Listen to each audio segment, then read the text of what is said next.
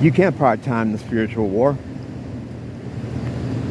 I like to think I can get away from it, like through frivolous pursuits, video games, music, movies, whatever. But it's in everything. So it just permeates that stuff too.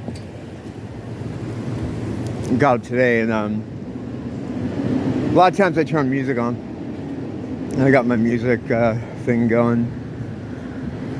Listen to Billy Idol, and it's on like a shuffle type thing.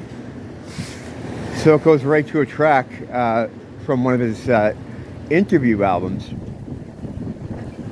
talking about Satanism and how people think he's a Satanist, but he's totally not. And then he goes in to talking about the Christians in America and, you know, their morality and everything. It was from the 80s. I think it was 86. So I fast forward through that, or I skip through that. Fast forward. Showing my fucking age there. And it goes to a video, because I have YouTube Music. That's the streaming service I use. I don't know. It's just easier for me because I do studio through here and a bunch of shit. It's not the point. It goes to a Blondie video for a song called Victor, which is from their album Eat to the Beat, which I think is their 4th album. Blondie, Plastic Letters, yeah, their 4th album. And it's like she's in this church with like a robe on, screaming, and the rest of the band is around her chanting these like almost Gregorian type gothic vocal lines with candles and everything. I've never seen that kind of stuff in a Blondie video or song. And there it is, you know. I'm thinking Billy Idol and Blondie. Those aren't the first, you know. It's not like Wantain and him or so. I mean, it's, you know, it just seems like it wouldn't be there, but it's there because it's in everything. You can't escape it. It's in everything. You know, my friend Jay, who I met through the channel here, who that guy's on another level. Like, I'm mainly I mean, I'm a seer to some extent, but I'm more of a seer when shoner, where he's just a straight up seer. And he shows me a lot of stuff too, and sometimes I see it, sometimes I don't. But I was having a conversation with him through email, and he was just talking about how once you're in this thing, once you're aware of the spiritual war, you know what's happening, and you're a participant in it, you can't really sidestep it. You can't ignore it. You have to make some kind of decision as to what you're going to do. And he's right, because you cannot sidestep this shit. When you try to, in the case of, like I was talking about music earlier, it just shows itself because it's in everything. It permeates everything.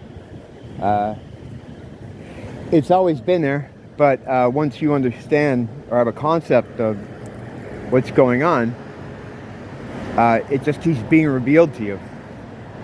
That's one of the I guess side effects, you would call it, of this thing. Before I was in it, and I fell into it by accident. And I don't think my story is all that unique. I think a lot of people are coming into it the same way. There's always been lifers who've always known about it, talked about it. You know, I used to think those people were crazy, you know, for sure, right? Until it happens to you, until you're faced with it. And even when it happened to me, I still didn't accept it as a thing. And then even at one point in the process, I was like, all right, well, these demons and all this stuff is apparently real, obviously, because of what I'm experiencing. And even then, when I'd accepted that part of it, I still hadn't really come around to accepting that there's a God part of it as well. That's so weird. That it took a little longer, and I think that's due to the programming, you know, that I've had growing up, and just social programming that tells you that anyone who talks about Jesus or spirituality is completely insane. And they drive that into you, and they try to make those people, and they still do, they try to make those people seem absolutely crazy. I never had thoughts about it one way or another. My idea of it was that it was just stories, stories and old books that were used to kind of try to control people. And I would argue religion, that's still what it is. You can't let a man come between you and God. Ever. Ever. You have a direct connection to God. It's inside you. You are directly connected because it's part of you. You are the progeny of the Creator, Father Yah, whatever people want to call God, I would argue that's kind of based in religion too, and then others would argue, well, you're just being New Age about it. Whatever. I don't get into that kind of tit for tat. The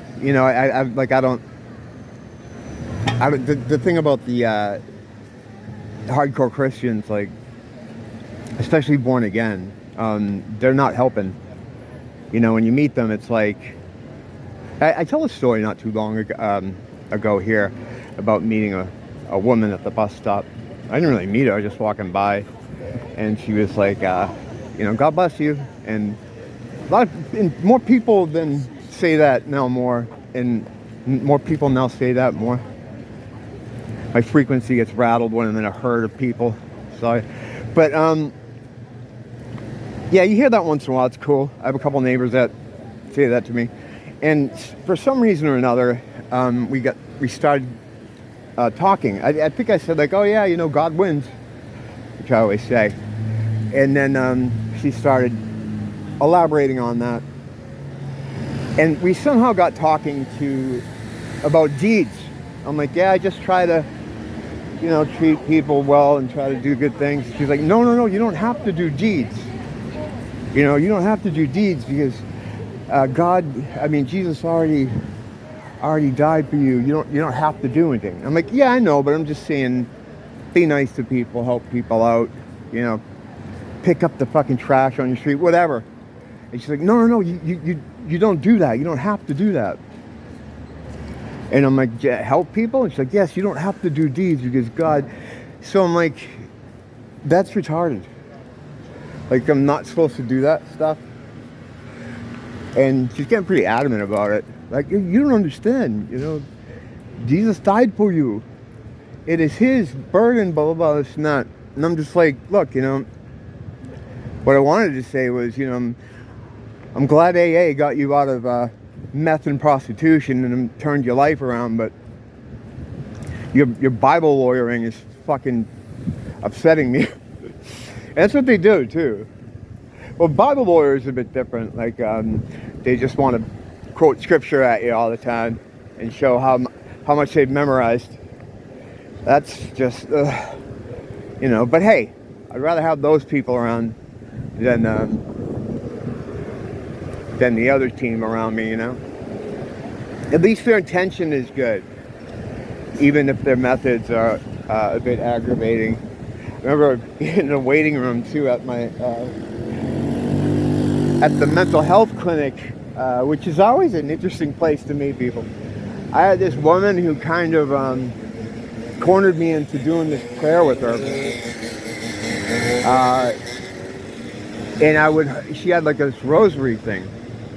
And I can't be rude to people, especially if I know I'm going to be sitting next to them for an undisclosed amount of time in the waiting room. So I'm just trying to keep things copacetic. So I'm like, yeah, I'm holding this little thing as she's going through these verses and stuff. So I'm just thinking the whole time, like, oh, man, I know she means well, but I'm not really, I got a lot of other stuff that I'm trying to think about, I'm in a hurry, I gotta get out of the shirt, hold on. So, and then wouldn't you know it, like, we have the same kind of schedule so that every time I go, she's there. And I started to resent her, I'd come in, pretend to be on the phone, which I do a lot here, I pretend to be talking on the phone, so just to escape it. So yeah, some people like that can really turn you off from the good path, And again, like, I'm not really complaining. I mean, I'm complaining about them, but I'd much rather deal with that kind of thing than deal with the evil side of things, you know? So, but yeah, going back to what the original point was, once you're in it, there's no sidestepping it. It's in everything. There's no break from it. People like to, and myself included, like to have their lives or their day set up like, oh, now I'm at work, I'm doing the work thing. Now I'm, doing whatever I do here, this hobby, or listening to music, and then I go to the beach or whatever. But you can't really do that with this because it's always going. It's always happening all around you.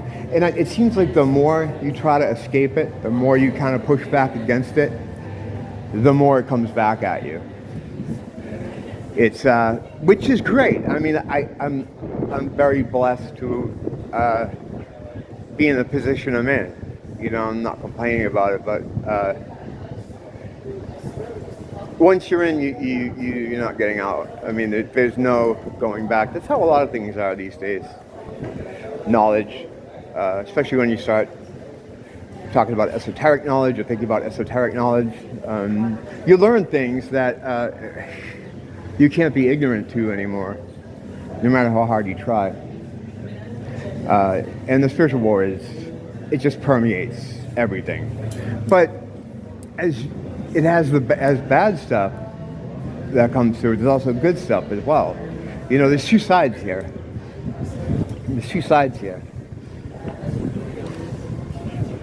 Just choose to focus on team good. Because we need you. Don't blame the teacher, blame the school.